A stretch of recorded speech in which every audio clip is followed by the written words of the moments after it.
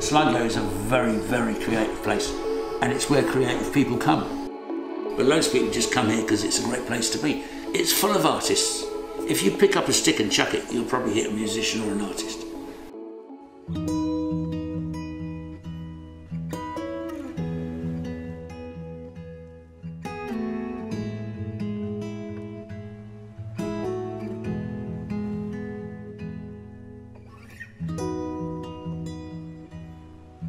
They're hand printed, which is the main thing, mainly to look like an old map.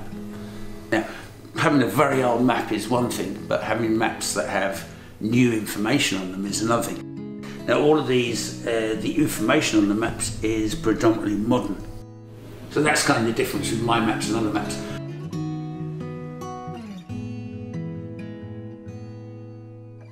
My name's Callanan. I'm from England, but my family's from Sligo. And I moved here more or less around about 2000. For me, it was just a great place to live, the great quality of life here and so on, you know, great crack, as they say, and made loads of friends. And while I was here, I continued my long relationship with map making. I'd already been mapping before, so I just continued the mapping by starting to map the west of Ireland. The reason that I made maps in Ireland is because during the Celtic Tiger years, things were growing so fast that people didn't recognise them anymore. So for instance, in 1992 I mapped Cork City. I wasn't living in Ireland at that stage, I had to come to Ireland for 3 months. And I mapped Cork City and 22 towns in Cork and brought out the Cork Guide, basically, you know. So for instance, that was a commission. Cork and Kerry Tourism approached me. Well, I approached them with the idea, and then they came back to me and they ordered 5,000 maps. So I made a tidy little profit. I mapped Sligo in 1992 the first time, and I brought out the first map and guide to Sligo, which there'd never really been one before.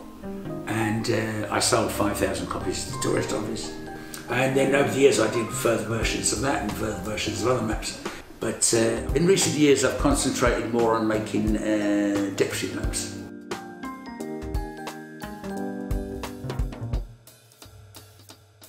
So this is my favourite map, and it's the one that people seem to like most, and it's called the Pubs of Sligo Town Centre. It's got pictures of all the pub fronts, and it shows the pubs that were open prior to the pandemic. So I made a note here saying that in 1998 Sligo had 104 pubs, by 2008 there were 52, and prior to the COVID lockdown, 27 public houses and bars. But yeah, it's quite a nice map. It's one of my favourite ones because it's quite decorative and it has information as well, you know. Absolutely stunning, John. Thanks, nice of you to say so. Just fantastic. What would you think about maybe putting it somewhere up here? Looks good to me. How's that? That's very nice. That's a kudos that it deserves from both here, looking into the pub here. So certainly with Hargadon, you know, ye old Irish pub, 153 years, has walls that are covered with memorabilia with regards to some of the wines and spirits and merchant wares that would have been sold in the pub. But in recent years, we've allowed the walls to tell some different stories. We've had some fascinating characters across the threshold here.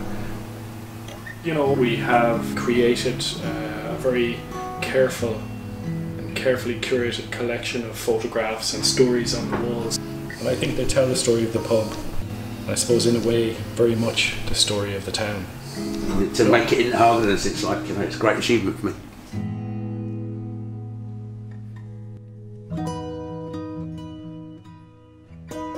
For me, maps are, as a traveller, because I've travelled all over the world and gone to places, and I like getting involved.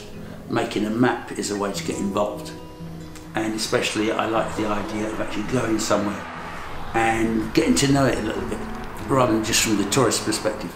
So knowing every street and every alleyway. If I go to a place and make a map, it's not enough for me just to draw the map based on other people's maps. I need to go out there and check the information. I have a folding bicycle with a magnet on the wheel, and basically I can measure distance, and then I have a lensatic compass. It's actually a ship compass that I can hold to my eye and I can take an accurate reading of the angle. So basically I just ride around all the streets and I measure angle, distance, angle, distance, angle, distance. Then I draw it onto the computer and then I turn it into a graphic.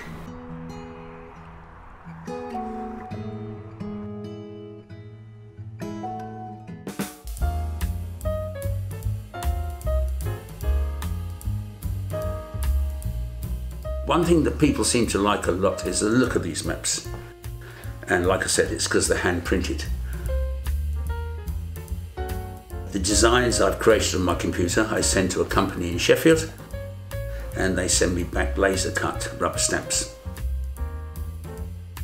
I ink them up, roll it on, it's quite straightforward really, and the end result, the look is of an old map.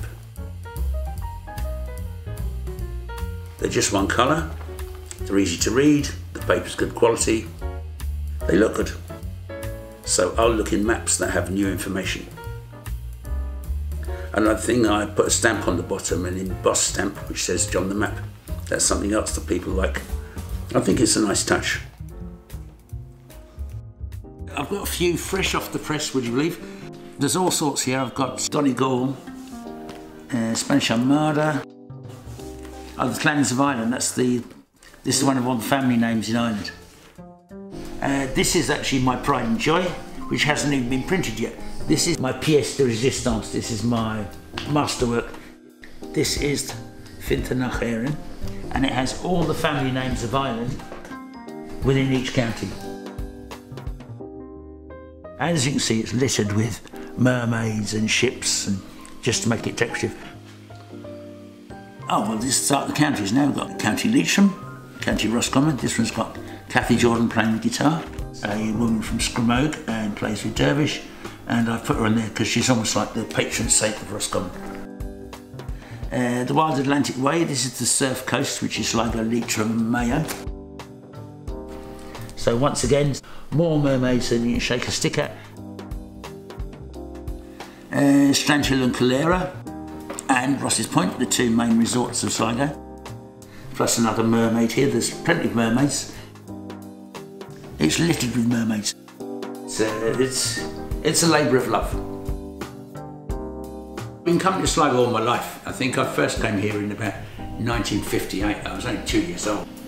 Basically, Sligo was always a sort of another world for me, you know, compared to London, because it was relatively, life was more simple here, and there was something larger than life about the Irish characters I knew here. It is a great place to live because the music scene's so good. There's so much art. There's so many very pleasant people, and we're surrounded by some of the most beautiful landscape in Ireland. It opens out into the Atlantic, and you've got Ross's Point, and you've got Strandhill, and you've got the glistening water. It's just fabulous.